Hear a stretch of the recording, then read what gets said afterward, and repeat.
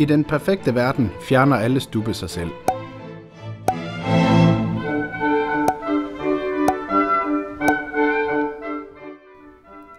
I den næstbedste verden findes Hasselholm med sine selvudviklede stubbefræsere. Uden for Christianstad i Skåne ligger Bækkerskog Slot i naturskønne omgivelser. Slottet ejes i dag af staten, og dets historie starter helt tilbage i middelalderen. Den smukke park er igennem flere århundreder blevet plejet efter alle kunstens regler, både af de nuværende og tidligere ejere, som omfatter både kongelige og adelige.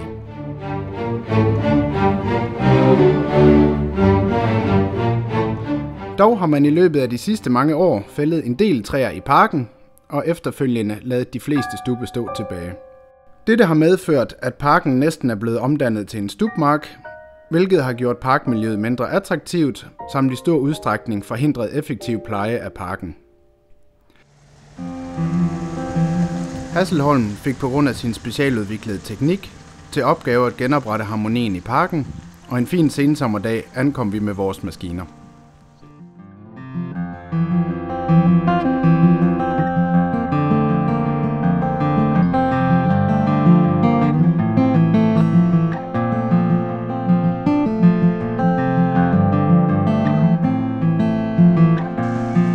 Normalfræseren fjernede de fleste stubbe.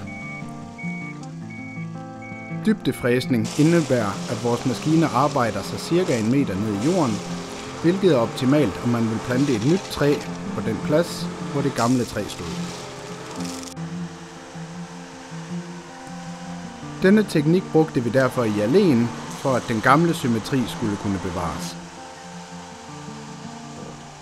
Med den terrængående præcisionsfræser ATV fjernede vi de mindre og svært tilgængelige stubbe, for med ATV'en er det muligt at komme så tæt på som 20 cm uden at beskadige nærliggende planter. Derfor er det også muligt at bevare nye skud fra de gamle træer, som forhåbentlig bliver til nye træer i fremtiden. Kunden ville have en helhedsløsning fra Hasselholm, hvilket indebar, at vi også transporterede fræsespånerne væk og genskabte parkmiljøet, efter at vi var færdige med fræsningen. Vi brugte små og smidige maskiner for at begrænse skaderne på det øvrige parkmiljø. Efter en lang og effektiv arbejdsdag var det tid til lidt søvn. Vores ansatte var blevet advaret, men de turde alligevel godt at overnatte i det berygtede tårnværelse, på trods af det bitre og ulykkelige slotsspøgelse Elvira,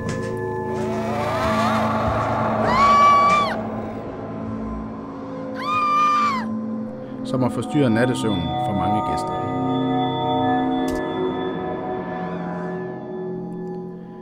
Efter en relativt god nats søvn manglede vi nu afslutningen. Vi dækkede hullerne med jord og kørte ikke afsted, før de sidste græsfrø var sået i den skånske muld. Endnu en veludført opgave af Hasselholm, og i naturen i og omkring parken kunne livet nu fortsætte sin daglige gang.